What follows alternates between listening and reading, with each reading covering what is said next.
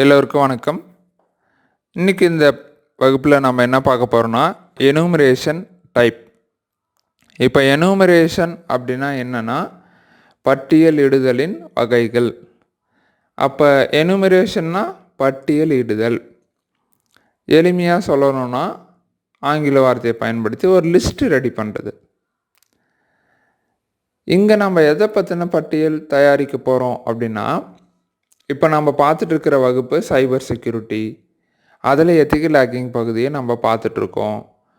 இதில் கணினி சம்மந்தமாக தான் நம்ம படிச்சுட்ருக்கோம். அப்போ எதை பற்றின பட்டியல் தயாரிக்க வேண்டியது இருக்கும் அப்படின்னா கணினி பற்றியது. ஒரு துறையும் எடுத்துக்கிட்டிங்க அப்படின்னா துறை சார்ந்த வார்த்தைகள் அப்படின்னா ஆங்கிலத்தில் பிரித்து வச்சுருக்காங்க. ஒரு துறையில் உள்ள வார்த்தை இன்னொரு துறையிலே இல்லை. சரிங்களா? இப்போ நம்ம ஃபீவர் அப்படின்னு சொல்கிறோம் அப்படின்னா ஒரு எடுத்துக்காட்டுக்கு சொல்கிறேன். மருத்துவர் அவங்களுக்குள்ளே அவங்க பேசிக்கும்போது அது வேறு மாதிரி வார்த்தையில் பேசிப்பாங்க. சரிங்களா? நம்ம காய்ச்சல் அப்படின்னு சொல்கிறோம் இல்லைங்களா?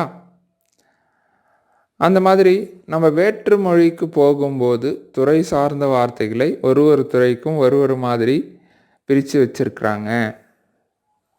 அதான் மருத்துவத்துறையில் நம்ம சாதாரணமாக உடல்நிலை சரியில்லை அப்படின்னா வீக்னஸ் அப்படின்னும். அதே பாருங்கள், இந்த எத்திக்கல் ஹேக்கிங்கில் வல்னரபிலிட்டி அப்படின்னு வச்சுருக்காங்க, வல்னரபிள் அப்படின்னு வச்சுருக்காங்க. சரிங்களா? அந்த மாதிரி துறை சார்ந்த வார்த்தைகளை படிச்சுட்டா எல்லாமே நமக்கு எளிமை தான். ஒன்று தாங்க, எதுவுமே கடினம் இல்லை. புரியாத வரை எல்லாமே கடினம், புரிந்துவிட்டால் அகிலமே நமக்கு கீழ் அப்படின்னு தான் நம்ம சொல்லலாம். சரிங்களா?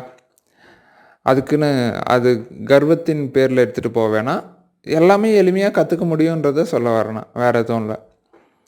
இதுக்கு முன்னாடி நம்ம பார்த்திங்கன்னா தகவல் சேகரிப்பு, இன்ஃபர்மேஷன் கேதரிங் பற்றி பார்த்தோம். அப்புறம் ஸ்கேனிங் பற்றி பார்த்துருக்கோம். நான் இதுக்கெல்லாம் போடுற தமிழ் வார்த்தைகள் சரியான வார்த்தைகளா, சரியான அர்த்தத்தை கொடுக்குதான்னு தெரியல.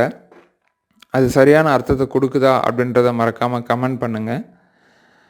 இப்போ பார்த்தீங்க அப்படின்னா இங்கே நம்ம எதெல்லாம் பட்டியலிடுவோம் அப்படின்னா, இதை ஆராய்ந்த பிறகு ஸ்கேன் பண்ணதுக்கப்புறம் என்ன பட்டியலிடுவாங்க அப்படின்னா நெட் பயாஸ்.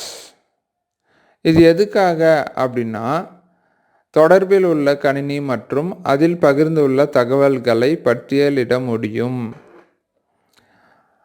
ஒரு கணினியும் இன்னொரு கணினியும் பார்த்திங்கன்னா ஒரு கம்பி மூலயமா, ஒயர் மூலயமா எடுத்து ரெண்டுத்தையும் இணைச்சிருக்காங்கன்னு வச்சுக்கோங்களேன். அந்த இணைப்பை பற்றி தெரிஞ்சுக்கலாம்.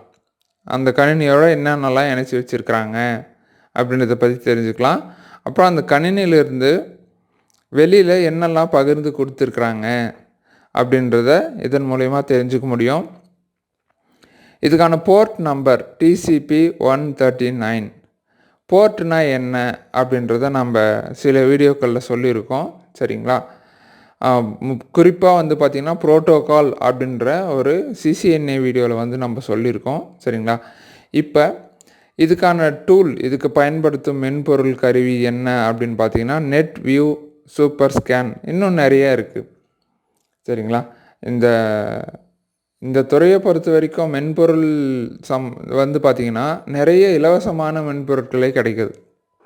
சரிங்களா? விலை கொடுத்து வாங்கக்கூடிய மென்பொருட்களும் இருக்குது. பெரிய பெரிய நிறுவனங்கள்லாம் அதை வாங்கி பயன்படுத்துகிறாங்க. மற்றவர்களெல்லாம் பெரும்பாலும் இலவச மென்பொருட்கள் பயன்படுத்துகிறாங்க. சில நிறுவனங்கள் பார்த்திங்கன்னா கொஞ்ச நாளைக்கு உபயோகப்படுத்துகிற மாதிரியும் அதுக்கப்புறம் பணம் செலுத்துகிற மாதிரியெல்லாம் வச்சுருக்காங்க. அது தேவை இருக்கிறவங்க பயன்படுத்தி பார்த்துக்கலாம். அதுக்கு அடுத்து வேறு எதை பற்றி தகவல் சேகரிப்பாங்க அப்படின்னா SNMP. இது என்ன பாருங்கள், SNMPனா சிம்பிள் நெட்வொர்க் மேனேஜ்மெண்ட். அதாவது எளிமையாக இருக்கக்கூடிய ஒரு இணைப்பு, சிம்பிள் நெட்வொர்க்கை மேனேஜ்மெண்ட் பண்ணக்கூடிய, பராமரிக்கக்கூடிய வழி. அப்போ இதில் என்ன தகவல் கிடைக்கும் அப்படின்னா அந்த நெட்வொர்க் சம்மந்தமான தகவல் தான் கிடைக்கும். ஏன்னா ஒருத்தங்க எதை பராமரிக்கிறாங்களோ அவங்கக்கிட்ட அதை பற்றின தகவல் தானே இருக்கும். அப்போ இதன் மூலிமா என்ன தகவல் எடுக்கிறாங்கன்னு பார்த்தீங்கன்னா யூசர் அக்கௌண்ட்ஸ், அதை கணினியின் பார்வையாளர் இல்லை உபயோகிப்பாளர்னு சொல்லலாம். பாருங்கள், இதை நான் எழுதும்போது பயனாளர்னு போட்டிருக்கேன். ரெண்டும் ஒன்று தான். கணினியின் பயனாளர், அதை உபயோகிப்பவர். உபயோ உபயோ அதாவது பயனாளரின் உபயோகிப்பவரின் கணக்கு அப்படின்னு சொல்லலாம். சரிங்களா? மற்றும் கருவிகளின் விவரம், அதாவது கம்ப்யூட்டர்னுடைய கணினியினுடைய விவரமும் அதை பயன்படுத்தும் யூசர் இருக்கார் இல்லைங்களா, அவருடைய விவரம் இங்கே சேகரிக்கப்படும். இதுக்கான யூடிபி வந்து பார்த்திங்கன்னா போர்ட் நம்பர் 161. இந்த போர்ட்டுன்றதெல்லாம் என்னென்னா வழிகள். சரிங்களா? இங்கே பாருங்கள், எல்டிஏபி அப்படின்னு சொல்கிறாங்க, light weight directory access protocol. இதுக்குள்ளே என்ன இருக்கும் அப்படின்னா ஒரு யூசர் நேம், அந்த யூசருக்கான லாகின் நேம் அப்படின்னு சொல்லுவாங்க. சரிங்களா? அதெல்லாம் நீங்கள் சாதாரணமாக ஒரு கணினியை பற்றி படிச்சிருந்தா புரியும். இதெல்லாம் நம்ம கம்ப்யூட்டர் ஃபண்டமெண்டல்ஸ் வீடியோஸில் போட்டிருக்கிறோம். சரிங்களா?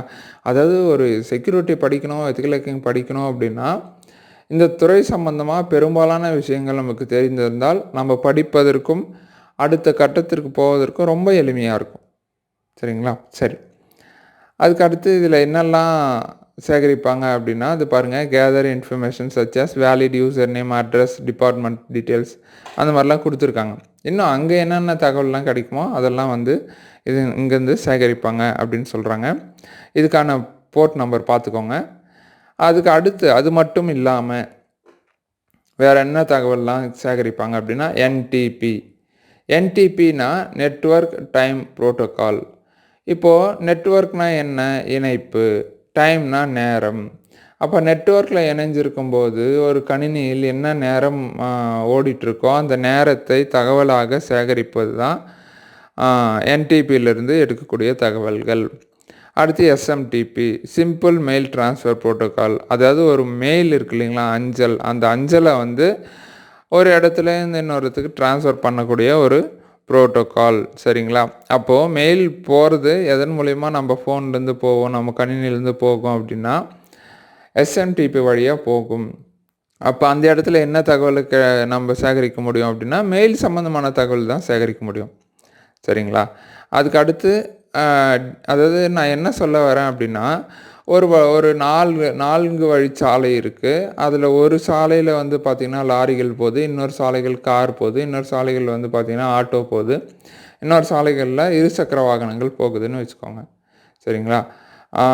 இந்த வாகனங்கள்லாம் நம்ம 1, 2, 3, 4 இந்த 4 எண் கொடுத்துருக்காங்க சாலைக்குன்னு வச்சுக்கோங்களேன்.